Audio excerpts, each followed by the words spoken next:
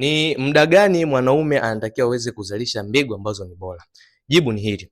Mwanaume anatakiwa kuweza kukaa ndani ya siku 2 ili kuweza kuzalisha mbegu ambazo ni bora sana. Na pia kuna hawa wanaume ambao wanaweza kazalisha mbegu ambazo hazitakuwa salama ama zitakuwa si bora. Mwanaume ambaye atakaa zaidi ya siku 7 kama hajashiriki tendo la ndoa, kuna hatihati ya mwanaume kuweza kuto kuzalisha mbegu ambazo zitakuwa sio bora. Kwa kawaida mwanamke anazalisha mbegu bora ndani ya masaa 24, lakini kiushauri huwa tunashauri mwanaume aweze kushiriki tendo baada ya siku 2 mpaka siku 3 kuhakikisha mbegu zinakuwa bora. Na muda gani ambao ni mzuri wa kuweza kushiriki tendo na mwenza wako baada ya kuweza kuzalisha mbegu bora? Kikawaida huwa tunasema muda ule wa asubuhi ni muda ambao ni mzuri sana kwa mwanaume kuweza kushiriki tendo la ndoa na kuweza kuhakikisha mwanamke wake anashika ujauzito vizuri, kwa sababu asubuhi mbegu zinakuwa mwanaume ameweza kutulia kwa muda mrefu, pia mwanamke ameweza kutulia kwa muda mrefu. Hata kishiriki tendo la ndoa inaenda kumsaidia mwanamke kuweza kupata ujauzito. Comment hapa niweze kukusaidia, ama chukua namba yangu kwenye bio kama una changamoto ya mbegu.